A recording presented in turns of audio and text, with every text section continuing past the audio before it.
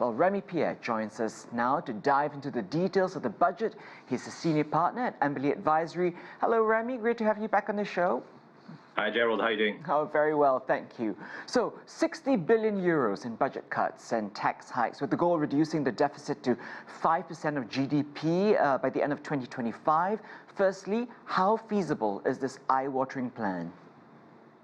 First, it is needed, and the answer is quite ambitious. Hopefully, we'll be able to implement it this way, but it is needed because France was on the downward spiral towards increasing its deficit and budgetary deficit with a series of measures, whether from Brussels or potential correction from great agencies. And so it needs to have an ambitious plan. The balance, I think, is quite fair in terms of tax increases and cutting spendings. There's obviously some tough choices here. The cuts in the education sector is probably hard to transition at a time after COVID. That was an issue and very importance of education. But apart from this, yes, I mean it was much needed because the target of trying to reach 5% is not exactly in sight if these budget movements and changes are not implemented.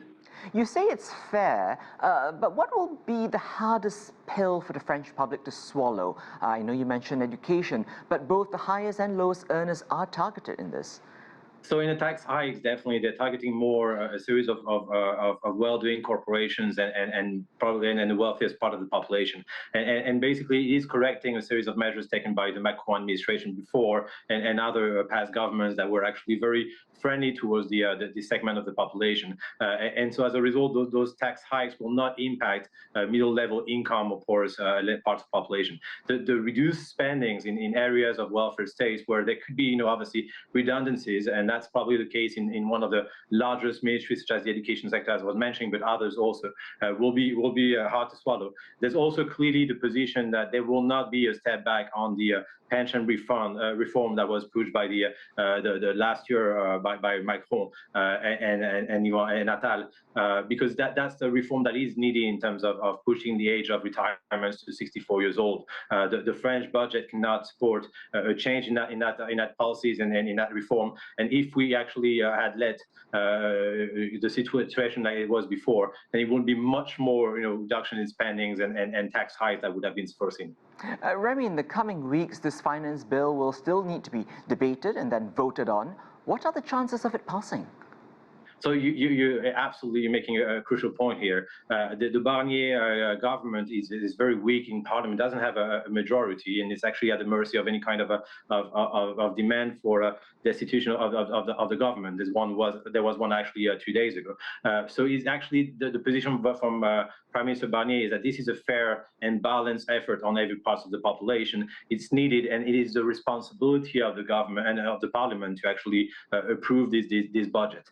It will be crucial to see if you will have obviously opposition from extreme parts of both sides of the exchequers of the aisle. Sorry, but the issue here obviously will be to try to see how Barnier will be able to survive to pass it through Congress and then implement it, because that would be something extremely important with a series of difficulties in a government which obviously, as I was mentioning, does not have majority in Congress. So every kind of reform is very difficult to get it through the normal legislative ways. I was listening to the presser, and the economy minister and the junior budget minister both also wrote that the state of our public finance is grave.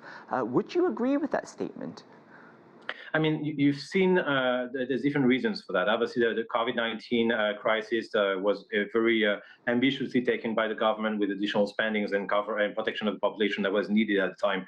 There was afterwards a series of reforms on reduction of taxes that have increased, obviously, deficit, but that actually created an appeal, as France is now the most attractive country for foreign investment in the Eurozone. So that actually proves that there are some things that were successful in past administration. But the problem that you're looking in terms of the deficit itself, the energy security situation impacted by the Ukrainian crisis, which is now somewhat controlled with additional production from Electricité de France. There's been some reform that will take time to actually get implemented. But I think the correction that is needed today is the results much more of 30 years of different policies from the Sarkozy administration to the Hollande one that kind of never took ambitious steps towards reforming the budgetary situation in France.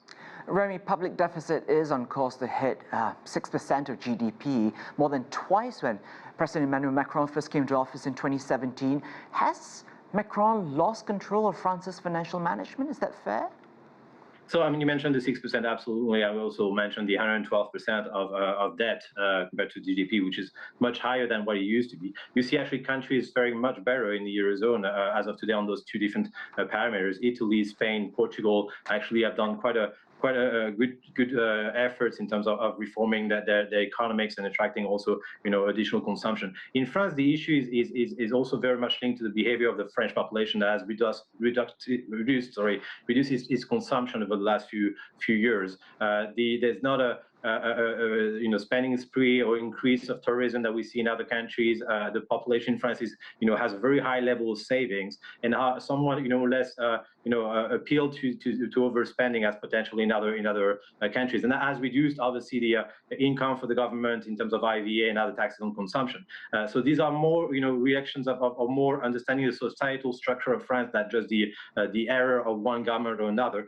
President Macron and his former government pushed for reduction of taxing on the wealthiest to try to make the economy and society more appeal to people from other countries that would want to settle in France. These are some of those gifts were kind of corrected in the current budget, so a little less ambitious take towards this, and also obviously some efforts that need to do more structurally in France with a very strong welfare state. You have quality system in terms of health and education. Probably need to invest more in the health sector, and the education sector was one which potentially you could have some cuts and some reduction in terms of effectives and human resources potential.